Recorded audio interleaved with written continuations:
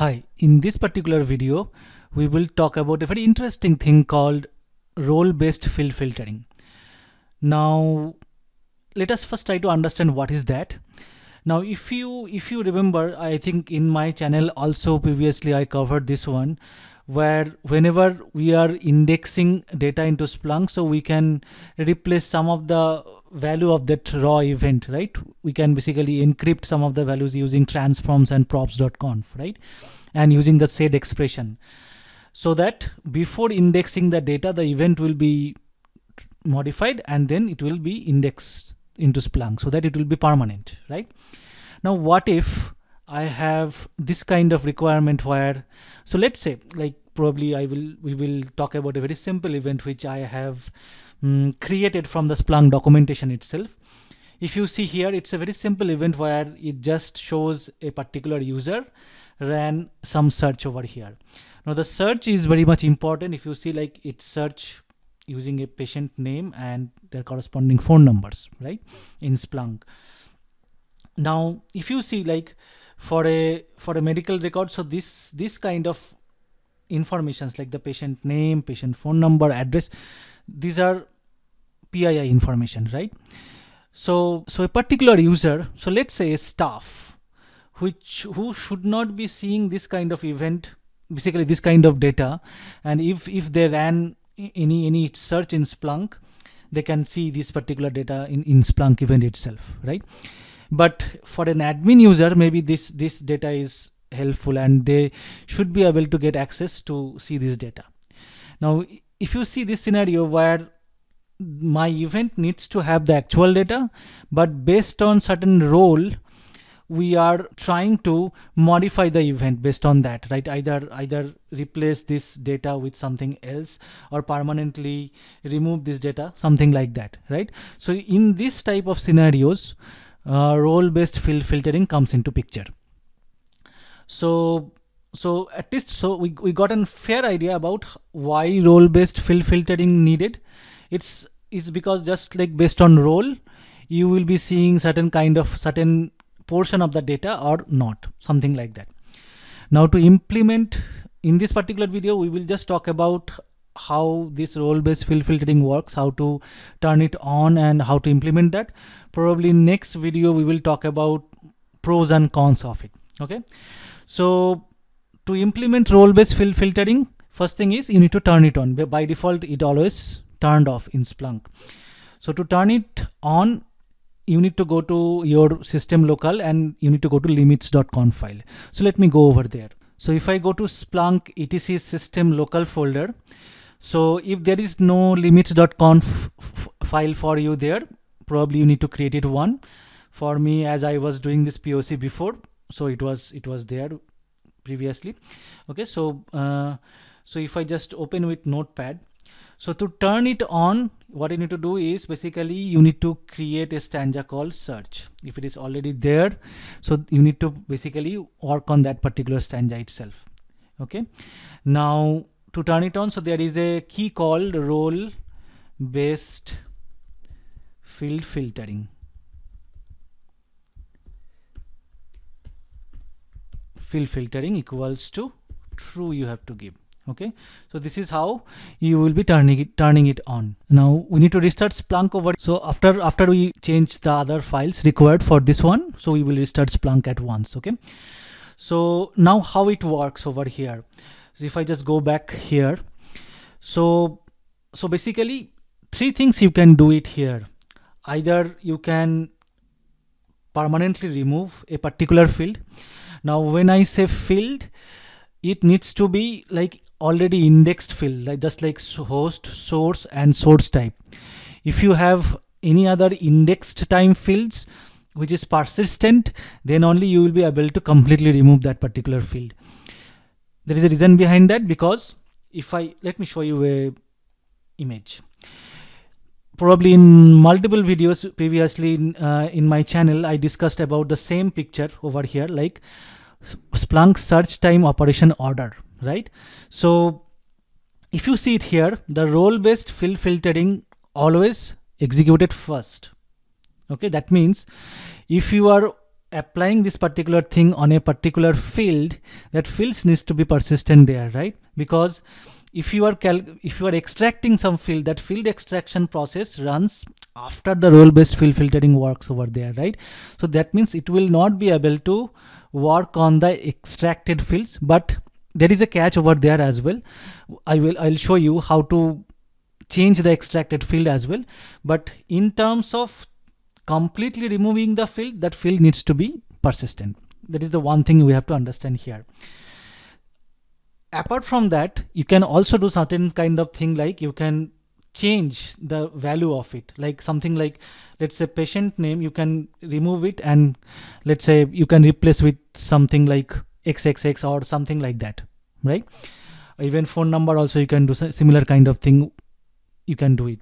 Or you can replace it with some kind of SHF 256 or 512 value as well, encrypted value as well there.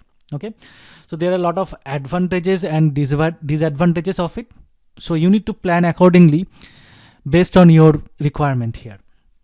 Okay, so how it works, so let us try to do one by one. First I will show you how it works on the persistent field, like host, source type, or any other field which you have created index time. Then we will talk about how to change the extracted field as well. Okay, so here is my setup.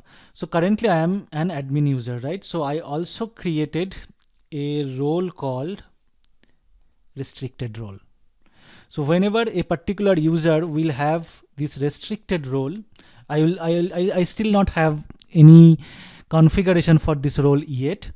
I just created this particular role, and which is inheriting that user role over here. Okay, so the idea is to, whenever a particular user will have this particular role, so they will be seeing the changed value of it. Okay, changed value of those particular events. Now everything you will be doing it with on this particular role. So this role in the backend, it's created authorized.conf file, right? So I have opened this authorized.conf file, I think somewhere over here. Authorized.conf role, restricted role. So this is the basic values I have given it over here. Now to implement field filtering based on role, so there are a couple of settings you have it. So to change a particular field, this is how what we need to do it over here. FIELD field, capital FILTER. So this is the keyword, then dash the field name. So let's say I want to change the host field, completely remove it.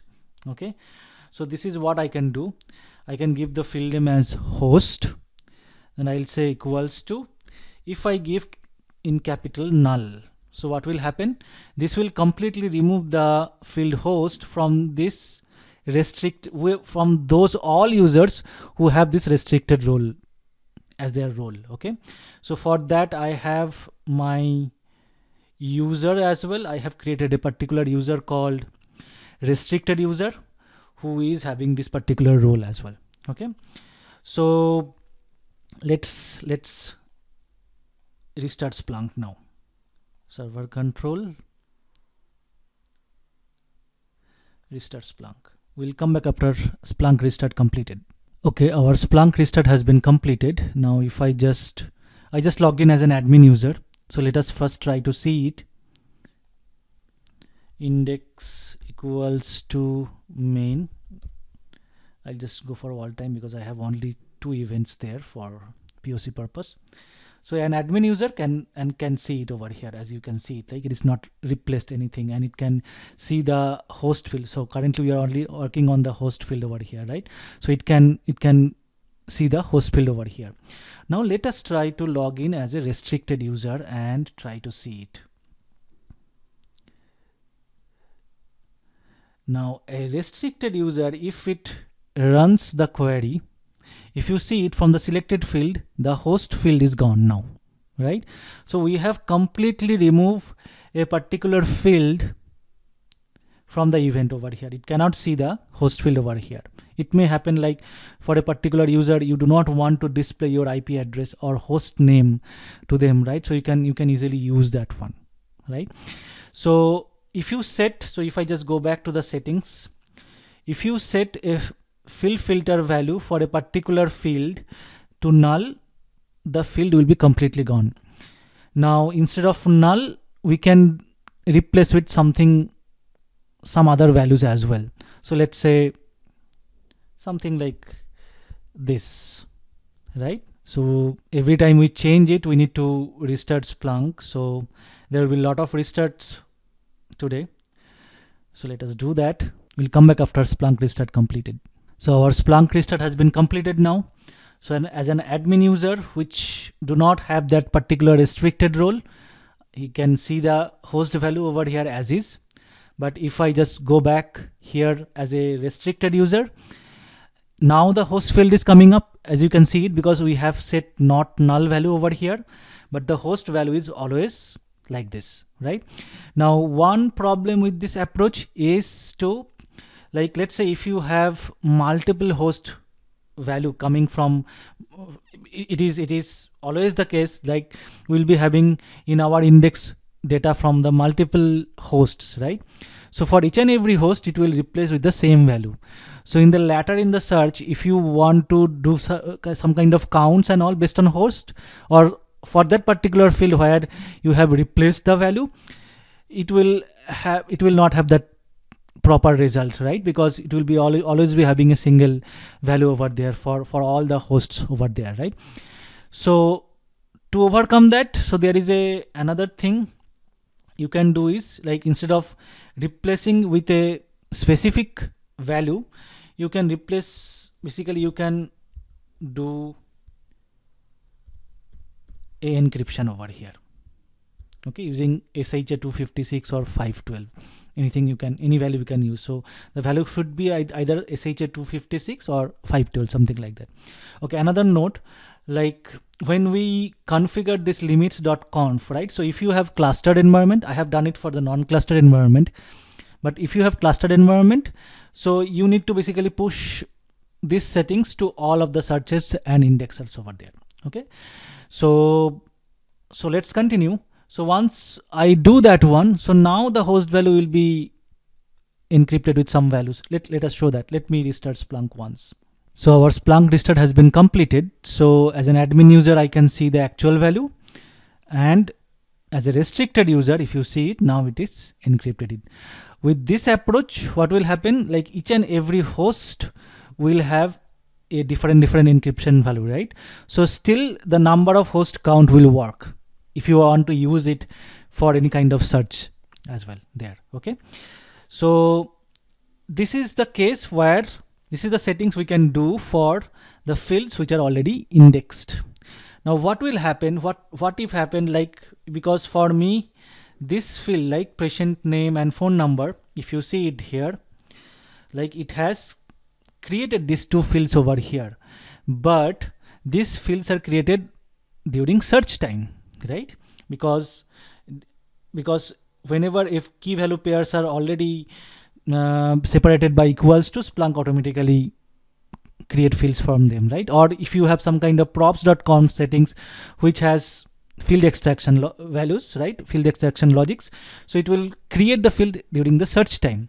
So what we'll do in this kind of cases where I want to update some value over here or replace some value over here, so in that case what we have to do is, my field will be underscore raw in those cases. Okay, so we will be always working on underscore raw.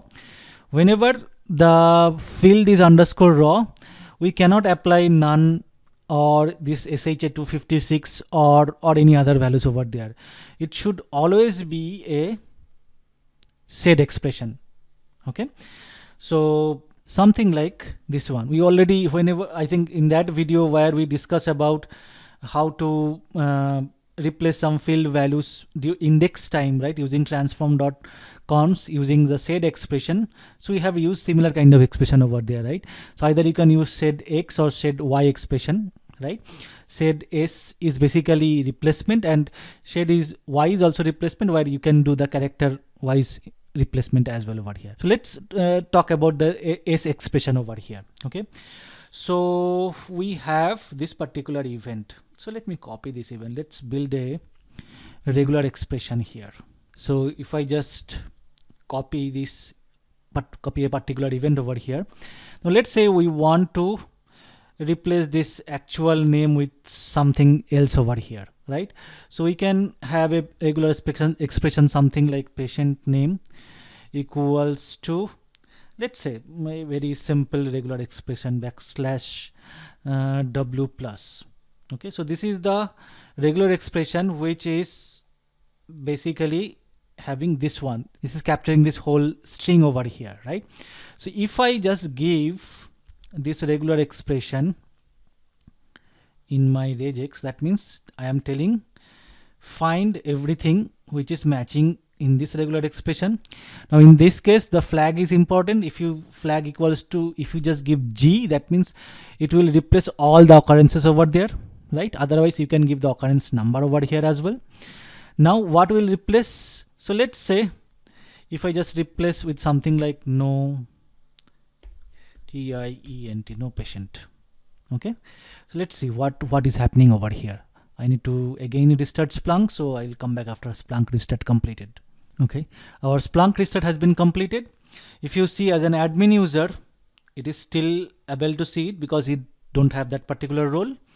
Now once I logged in with the restricted user and ran this particular search, now instead of patient name, if you see it in both of this event, it is replaced by with the value, particular value over here. Now you can play around with this one, like something like, if you just do not want to replace this whole string with no patient, you can do something like replace this with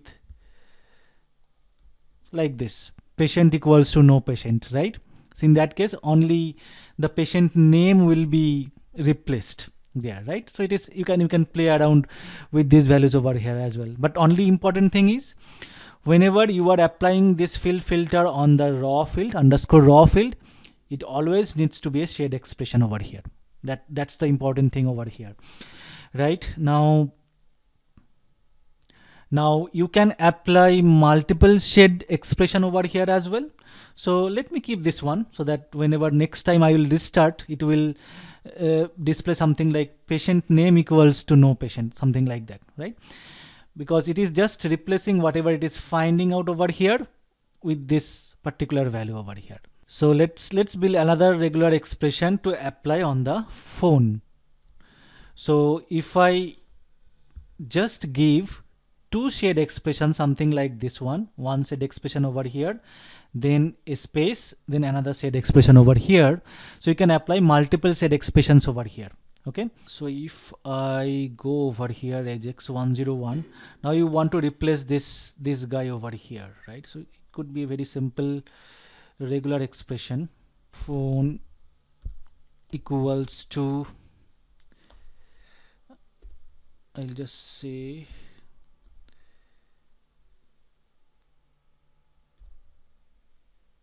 this one.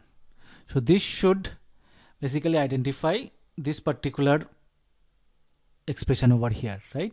Now if I just go back to our authorize.conf file, right? So instead of patient name, this time we will be working on the phone number, and we can just replace with something like phone equals to,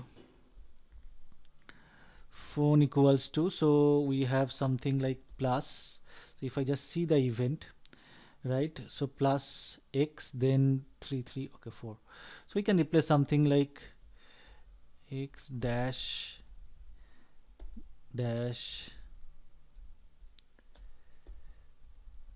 something like this. Okay, so now what we happened is we have applied two shared expression over here. One will be working on this patient name field, another will be working on this particular phone field over here, right? So let me restart Splunk and see whether it is able to replace these values or not. Our Splunk has been restarted now. So if you see as an admin user, I am still able to see it, but for a restricted user, the phone number is also getting replaced over here like this, and also the patient name. If you see, like, we have just given the patient name equals to no patient, so it replaced the whole value over there as well, something like this. Okay, so this is how you can use this role based field filtering to basically create two separate view of an particular event over here, right, without making persistent anything over here, right? The actual event is intact, but it based on role, people will be able to see different values based on this particular configuration, right? Now one thing to keep in mind, if I just tell you, because the search time operation, now if you are configuring role based field filtering, right, so there is an extra operation over here, right, apart from this field extraction, field transformation, key value extraction, alias, calculated field, lookups, event types, tags. So this is an extra operation, and whenever you are using a regular expression in the field filtering logic, right, so Splunk has to apply this regular expression for all the events over there, right? So it definitely will become an overhead. So that's why what are the fields you want to change, and with what value you want to change, that planning is more important over here, right? So that you need to do it. And apart from that, so let's say I wanted to show you another thing. So we applied this field filtering on the raw field over here, right? So that means whenever Splunk finds the patient name and the phone number in any of this event, it will replace it. So let's say what I did is, instead of main, I created another index called test. Okay, now in that test I have indexed the same two events over there. Now if I just run the search for the test event, if you see it applies for the patient name and phone number over here as well. That means throughout all your indexes, sources and source types, you can apply these settings if you have this, right? Now if you want to restrict it, there are settings which we will talk about in the next video. So that thing also we need to keep in mind, like that thing also should be as part of your planning as well, right? On which index and which source type you want to apply this particular field filtering logic as well. Okay, and also we will talk about another thing in the next video, where let's say a particular role, so in this case our restricted role imports another role called user, correct? Now if the user role has certain field filtering logic applied to it, how it will work in that case, right? So in those cases we will talk about in the next video. So hopefully we got a fair idea about how role-based field filtering works. So probably next video we'll talk more about it. Okay, so hopefully this video was helpful. See you in the next video.